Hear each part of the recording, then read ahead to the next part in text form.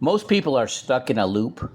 They're working harder just to keep up with expenses, trading their best hours of the day for a paycheck that's already spent before it hits their bank. But the warrior steward doesn't just work for money, they make their money work for them.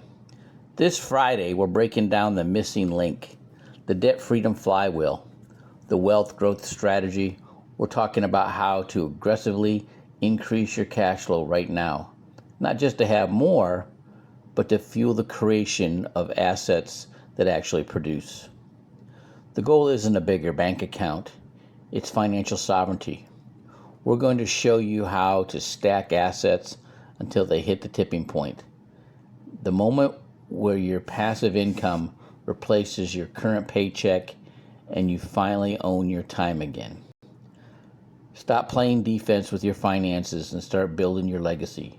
Join me Friday as we map out the path from the daily grind to the total income replacement. See you there.